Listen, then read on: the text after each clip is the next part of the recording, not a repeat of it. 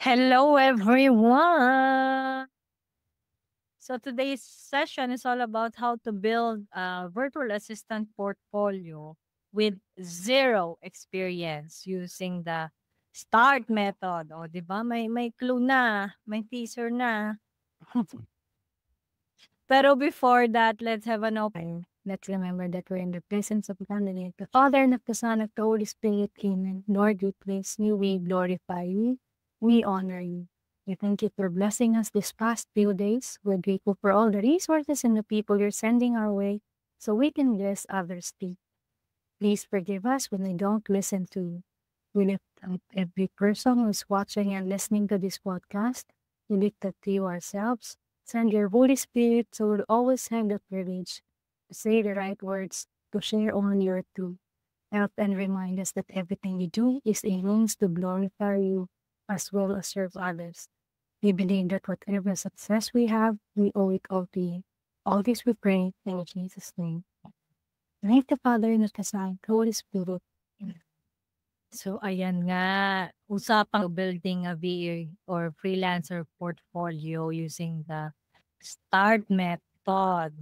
So pero bago tayo magpunta doon. Again, we are Connie and Belle and this is Freelancing with Faith, the channel or podcast where our number one freelance business partner is God. So if you're watching us for the very first time, make sure that you click that subscribe button as well as the bell icon to get notifications. We go live Tuesdays, 1 p.m. Manila time. Pero itong mga ganitong session usually is a recording na, which happens every Friday. Abangan na lang kasi basta.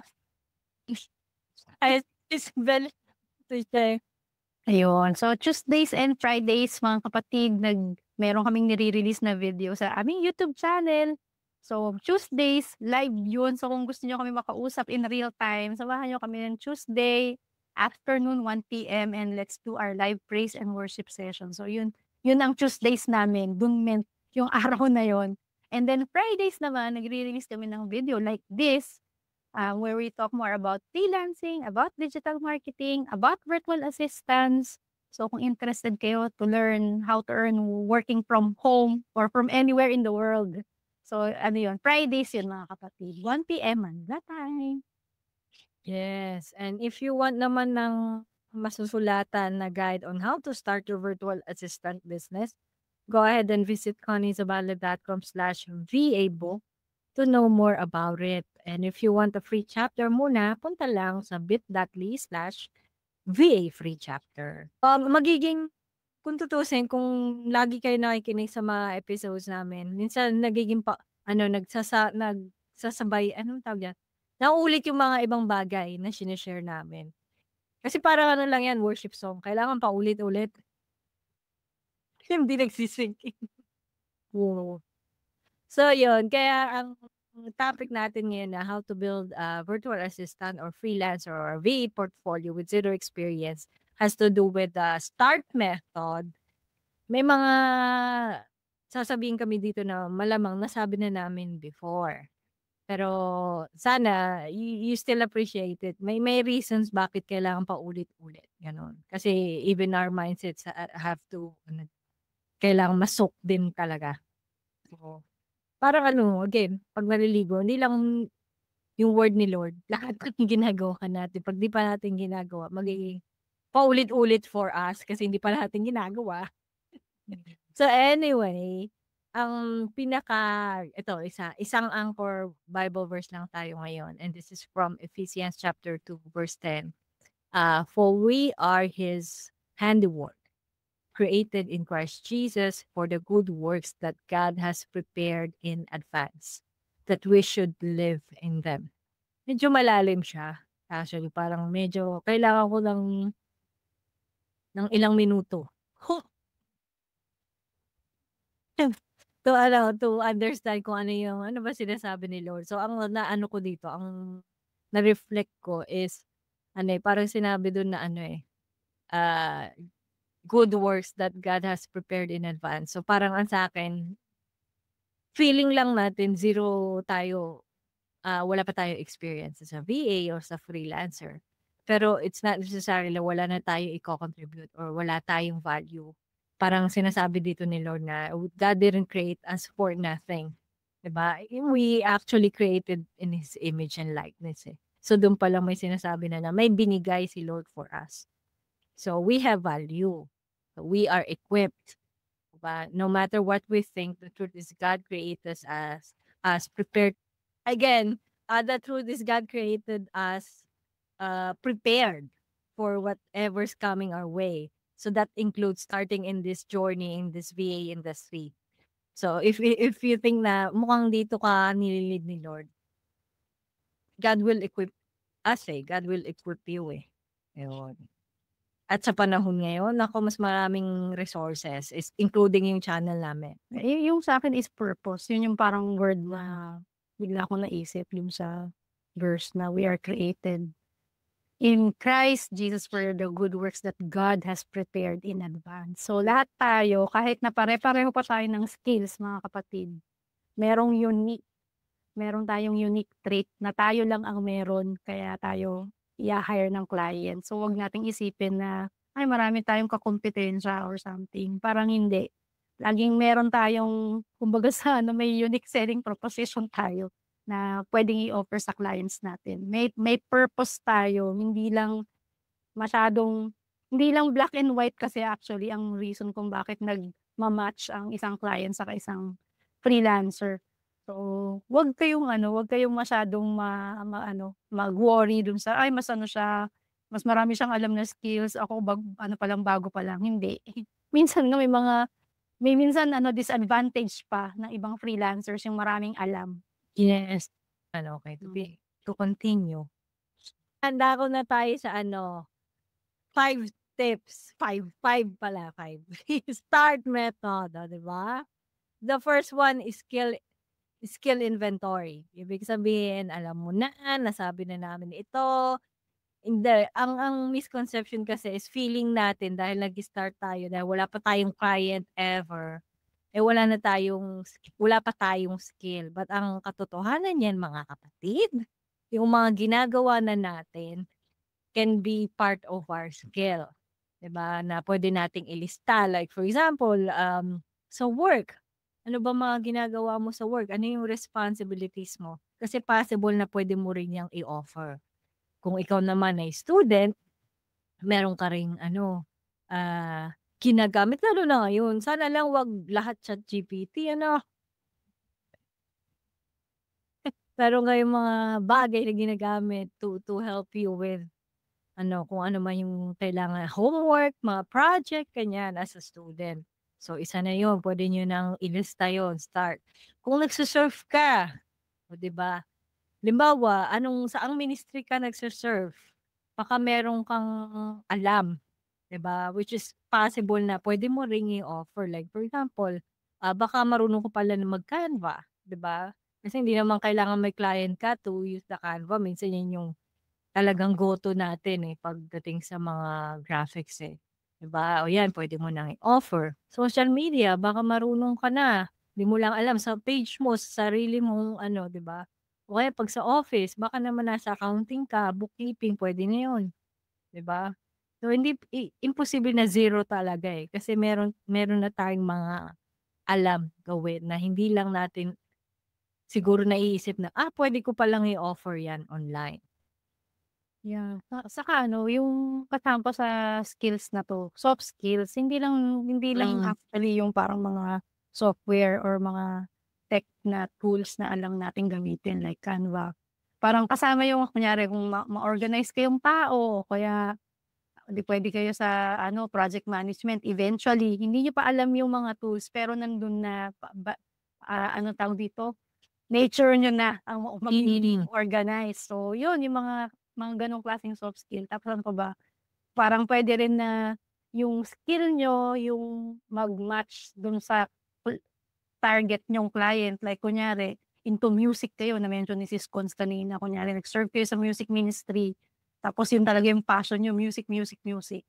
So parang yun yung isang parang, tawag dito, conversation starter sa isang prospective client. Kunyari merong musician na naghahanap ng VA, 'di ba? Parang 'pag nakausap kayo at sobrang passionate niyo sa music, yun yung magiging common denominator niyo. Dun kayo mapapansin versus sa someone na VA na walang alam sa music, for example.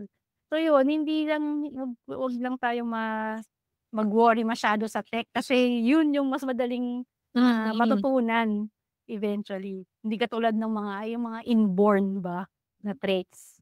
So yun. Lalo na kung magaling kang makipag-usap sa mga tao, naku! Feeling ko hindi ako pasok diyan. High ang pasensya ko.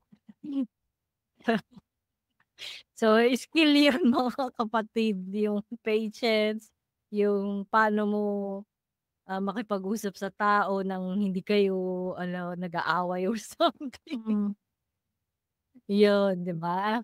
Lista niyo 'yun, naku. Kasi yung mga skill naman talaga kung hard skill lang naman, mapag-aaralan 'yan, kayang-kaya ng kahit sino 'yan na maglalaan at willing to learn. Maglalaan ng oras din, 'yan. Tapos next, start tayo is test projects. Ibig sabihin niya na yung ask ka sa network mo na baka merong may kailangan ng tulong online. Usually online naman kaya nga tayo virtual assistant, the keyword is virtual, 'di ba? Usually online talaga ang need nila na tulong. So, any person na baka may kaibigang nasa business, puwede mong tulungan sa social media, 'di ba? O baka naman meron ng mga busy na solopreneur like mga coaches or something na baka puwede mo ayusin yung nila, baka kailangan nila ng mga reminder na mag-o-organize ng email or any. So, puwede ng, "Uy, baka puwede namang pa-experience," ganyan. Pero again, take note lang na puwede kang mag-offer ng ng free, pero up to 2 weeks lang. Alam ko depende sa niyo, sa usapan. Pero kung laging everyday yung work, 2 weeks is sobrang tagal na to do the work for free. So Mm. if you're not ayaw mo pa rin, sige discounted rate kung ayaw mo ng actual rate pa. Pero mas maganda sa umpisa pa lang magpabayad. Pero meron ding, parang negotiation o parang may mga naghahanap din kasi na, "I need somebody to help me in exchange for testimonial," or maybe kung sa coach 'yan, puwede mo siyang tulungan sa VA things tapos iko-coach ka niya, puwede rin 'yun. So, nasa sa'yo 'yun. Pero 'yun nga, ite-test mo nga kung hindi pa 'yun yung actual kaya mo, kahit sino na nangangailangan. Kunin mo as long as yung offer na ibibigay mo ay yung service na ibibigay, ipo-provide mo is yun talagang gusto mo. Kasi magiging useless naman yung masyadong malayo dun sa gusto mong, i-focus online versus dun sa i-o-offer mo. Parang sayang naman yun, 'di ba? Kailangan match, gano'n. Yes. Ayun. So, yung dagdag ko lang dun, so hindi niyo malalaman yun unless i-test niyo nga. So, yun lang yung bottom line dun. So, para malaman niyo kung saang work kayo, paano yung pinaka-sustainable for you. Like yung sa'kin na-mention ko na before, yung pinakauna kong naisip na offer, social media management. Kasi ayaw ko pala na may ROI, ang hirap pala, ang hirap ng yung titingnan yung yung parang yung analytics and all, ayoko talaga. Tapos nag-iisip pa ako ng caption nung yun years ago, parang kaya dine-dread ko kasi ayoko mag-isip ng caption. Pero buti nga ngayong mga panahon na 'to meron ng ChatGPT, mas madali na yung buhay. Pero nung dati, nung naisip ko na mag-offer ng gano'ng service, hindi ko talaga nung caption sa totoo lang, dun niyo malalaman 'pag nagsimula lang kayong gawin yung eksaktong mga task. Yes, correct. Tapos, next, nasa A na tayo from the start, method. Apply skills to mock client scenarios. To mock meaning to imitate or to hindi mock na anong tawag mo diyan? Katatawanan? Tumak ibig sabihin to gayahin, parang isipin mo na si client. So, for example, 'di ba, na lang, example tayo, usually naman 'pag nasa online world tayo kailangan natin ng online presence, 'di ba? So, isipin mo na lang ako ako yung client ko, gano'n. So, kailangan ko ng online presence o baka kailangan mo ng page. Pero again, bago niyo gawin 'tong social, online presence, huwag niyong kalimutan yung last episode namin na na don't skip. Kasi dun manggagaling yung info niyo for online activity ha, yung and like sa description. So, for example, ikaw mismo, dapat puwede kang ikaw maging client, kailangan kasi convince mo rin yung sarili mo. Paano mo 'pag hindi ka naniwala sa sarili mo, paano mo i-she-share sa client, 'di ba? So, gawan mo sa sarili mo. Gawa ka ng social media, 'di ba, kung saan man nandun yung client mo, maging active ka, then ano, show up. Aray ko parang nagsasabihan ko yung sarili ko, "Show up." So, ang mangyayari kung nagbi-build ka ng online presence, ano, 'di ba maglalagay ka ng, magke-create ka ng content calendar, tapos mag-ano, if may mag-i-inquire, sasagot ka or ikaw rin magko-connect ka sa mga prospect mo, so sasagot ka rin, gano'n. O kaya if gusto mong i-try yung Canva for, website, 'di ba? Kasi kung hindi mo naman kailangan magbayad, yung domain mura, yun puwede mo na i-redirect na lang tapos Canva yung gamitin mo. Ay mahabang ano na yun, 'wag na yun. 'Wag niyo na intindihin yun basta halimbawa gagawa ka lang ng landing page, gusto kong ano yung mga yung service mo mismo, ikaw ang gumawa na kunyari ikaw yung client, yun yung ibig sabihin.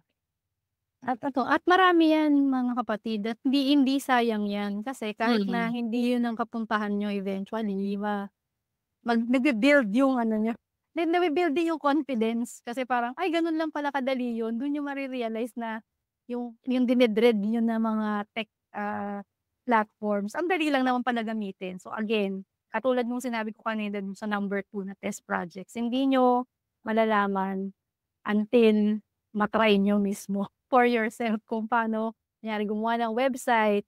Kasi dun lang din ako nag-start, wala naman nagturo talaga sa'kin ng WordPress, naging curious lang ako, paano ba yung ano yung sinasabi nilang WordPress, blah, blah, blah. Hmm. Tapos from there parang buting follow mo lang yung mga ang dami talagang mga ano na ngayon, mga tutorial sa YouTube na naka-ano na, nakasunod-sunod na ta's libre. So yung mga gano'n ano, kahit ang advice ko lang siguro kung mag-aaral kayo to make a map, kung ano man yung gusto niyong output, sundin niyo muna isang source lang muna, isang nagtuturo para hindi kayo maguluhan. Para yung process niya streamlined na streamlined. Kasi kunyari gagawa kayo ng website, yung structure ng wireframing, etong source na 'to, tapos yung ano, yung isa Wix naman, para That's ma-o-overwhelm right. kayo. So, ideally, isang ano muna, isang source ng training, dun muna kayo mag-focus. Actually, ang perfect example niyan, hopefully puwede siya as a guest. Kasi yung isang ininir ko ano, student din ni Jomar before. Tapos shinare niya sa'kin yung course ni Sean Cannell sa Think Media. Tas nakita ano, ginawa niya rin sa sarili niya. Meron siyang YouTube channel na nagtuturo ng VA, ganyan. So na yun ang naging eventually yun yung naging offer niya. Which is ngayon nasa ano na siya 100 plus subscribers. So 'di ba perfect example, oo, 'di ba? Talagang may proof ka na ito may ano, actual talaga. So Yes. maganda wag kayong ano, kayo na mag-start sa sarili niyo kasi hindi niyo naman mako-convince yung iba kundi kayo kikilos sa sarili niyo. Hmm. 'Yan, 'di ba? Ayan, nasa R na tayo sa fourth tip. Ito napakaimportante na hindi ko ginawa nung ako ay nag-i-start. Record your process and results. Record or document. Kasi, gamit kayo ng ano, ng Zoom, kung may Zoom kayo, Google Meet, 'yan, OBS, Loom pala 'yan kasi popular din o kaya any screen recording na meron kayo sa inyong computer. I-record niyo yung whole process kahit na wala muna kayong sabihin, record niyo lang. Kasi hindi naman baka kasi mag-ano na naman tayo, kailangan may process, kailangan may step by step, ganyan, mga reason para hindi gawin. So, basta record niyo lang. 'Yan, actually start documenting it from the beginning, like for example, nag-test project na kayo, tingnan niyo na yung ano yung current situation nung kung sino man yung tinutulungan niyo.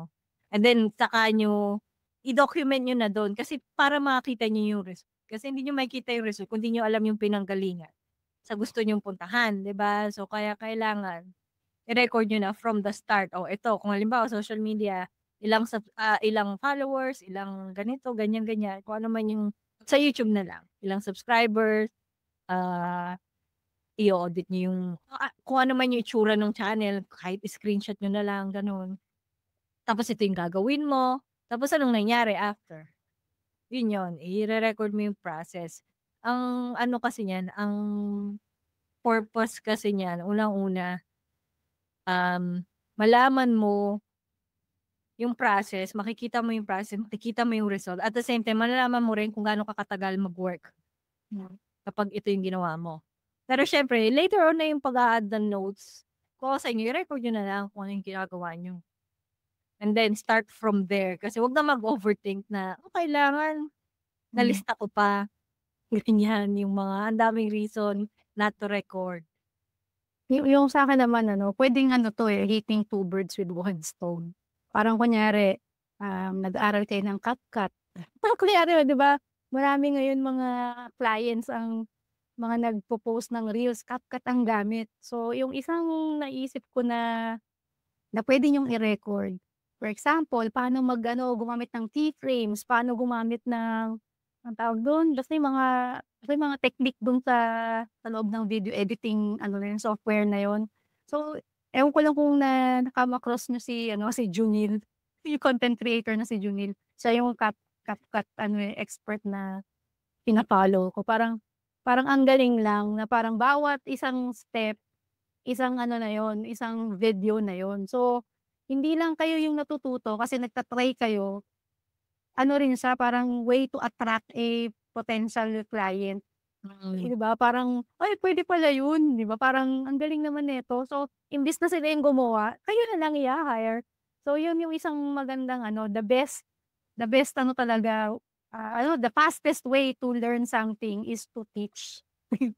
Yun yung sinasabi nila parang so, may Totoo. content na-try niyo pa parang hands-on kasi iba talaga 'pag hands-on, 'pag mga practical na application. Tapos puwede niyong gawing siyang naku advanced na yung sinasabi ko. Puwede niyo siyang gawing series, 'di ba? This is day 1 of my ganyan-ganyan, trying to understand CapCut. Kasi yung mga clients, mga tao din 'yan. Parang interested sila sa journey mo. Parang, ano yung parang 'di ba yung mga nakikita niyo parang Canva hack that, I bet you didn't know, mga gano'n lang. Pero ang dami na parang general knowledge na 'yun pero yung maraming clients ang hindi pa alam yung, puwede pala sa Canva 'yun. Yung mga gano'n na na strategy. So 'yun lang. Record niyo na ta's i-post niyo. Kasi sabi nila, ang way to go extra na naman 'to na lesson. Ang talaga ngayon, ang magandang i-target na, ang influencer marketing kasi is medyo nagda-die down na. 'Di Oo. ba kung napapansin niyo mas interest led na ngayon yung mga post kung ano yung mga hilig natin yun yung nag-a-appear, hindi dahil sa gusto natin yung mga tao na 'to. So, ang mas maganda kasi either entertainment or education, dun na kayo sa education pumuwesto. Kasi ang entertainment kahit na magkaroon ng thousands of followers yan, ang ma-a-attract lang nila hindi buyers, ang ma-a-attract nila partners. I-promote mo yung product ko, 'di ba parang parang gano'n. Anyway, na ako, na off topic na ako basta yun lang, suggestion lang kung mag-start kayo ng content creation ng ginagawa niyo para i-showcase yung portfolio niyo, yun yung actual na showcase. Yeah. Ayun. Ayun. So, yun lang. Ano, ang tawag dito, since na-mention ni Spell yung CapCut, check nyo lang yung terms and condition ng CapCut, if yan yung gusto nyo gawin. Before we share the last tip, if hindi pa kayo subscribe, alam niyo na, pindutin na yung subscribe button, pati yung bell icon na rin. Or, ask your questions if you have questions dun sa mga binanggit namin. Or, choose alin dito yung medyo nag-struggle ka pa comment there para makatulong kami. Yun, ayan. So, i-summarize natin, ito yung start method, skill inventory, test projects, apply skills to mock client scenarios, and record your process and results. So yung fifth naman is T, which is transform practice work into portfolio pieces. That's how you build your portfolio. I-transform mo na. That's why documentation is very important. Kasi wala kang mapapakita kung hindi mo na document, 'di ba? Kasi ngayon screenshots yung mga malaking ang tawag diyan, proof ba ang tamang word? Para sabihin na meron ka talagang alam or maganda yung feedback gano'n. At saka don't forget 'pag nag-test projects nga pala kayo, ang goal niyan, hindi ko yata nasabi 'to. So 'pag nag-test project kayo, ang goal niyan is to acquire testimonial, feedback or review. So yun yung reason bakit namin sinama yan. Siyempre wala ka mang paying experience, pero may experience ka pa rin and kung sino man yung tinulungan mo, dapat lagi mong i-re-remind at huwag kang mahihiya na humingi ng testimonial or non-feedback or review kung ano man yung tawag niyo diyan. Okay, so dun yung ilalagay yun. Isa yon ang ilalagay niyo sa portfolio niyo, yung mga reviews ng mga tinulungan niyo. And then aside from that, yung result, 'di ba sinabi namin, i-document niyo from start to the end. Ano yung current situation bago mo tinulungan. Tapos ano yung gagawin mo? Tapos ano yung nangyari after mong gawin 'yon. Yun yung kung ano man yung nangyari doon, yan yung portfolio mo. Ayun. Yung pwede mo na ipakita as case studies, kung nag-social media ka, yung mga graphics mo, 'di ba? Kung graphics man, yun pa rin yung portfolio mo. Yeah, case case studies, tapos puwede rin na kung writer kayo, may existing kayong blog. Kasi yun yung best way na makita nila kung paano kayo magsulat. Tapos yung 'pag kunyari mga copywriting naman, ano yung mga sample ng mga landing pages na ginawa niyo, parang from sales page, landing page, mga tripwire, kung ano-anong mga funnels diyan dapat may sample na kayo. Parang isipin niyo na in advance, ano ba yung mga possible na hanap ng isang client sa ganitong industry. So yun, yun lang. Yan, again share with us, may ano ba yung saan sa start na 'to kayo nahihirapan so we can help you. Kung may questions kayo, feel free to comment. And again, if you want some guidance, ano muna pala, last thoughts muna. Ako gawin niyo na. Apply it. Aray ko, apply it. Hindi, sa ibang bagay yun. Pero, yun lang. Hindi, tamang-tama na yung yung acronym, just start. Yun na yung dun. Parang wag mag-overthink kasi nga hindi natin malalaman kung ano yung effective at hindi at kung ano yung swak sa personality natin unless i-try natin. So yun lang. And again, if you want some guidance on how to start your VA business, go ahead and visit conniezabala.com/VA book. And for the free chapter naman, visit lang sa bit.ly/VA free chapter. Ayun. Again, you are more than welcome to make a comment, to ask your questions, ha? Wag mahiya. So let's have a closing prayer. Let's remember that we are in the presence of God. In the name of the Father, the Son, the Holy Spirit. Amen. Thank you, Lord, for another episode and successfully. Thank you for the opportunity to share our knowledge and experience. Thank you to all the people who support us in our mission. We lift up to you all our viewers, our listeners, our clients, the people we work with, and our loved ones. Bless us in all areas of our lives. Whatever petitions we pray for, we lift it all up to you, believing that whatever happens, you always have the best intentions for us. In the end, let your will be done for us. In Jesus' name, Amen. In the name of the Father and the Holy Spirit. Amen. Ayun lang. So, kita-kita tayo sa Tuesday. Tawag, marinate time for another. Ayan, live session kami niyan. So, pwede nyo kaming kausapin in real time. So, see you there. Bye, everyone. God bless.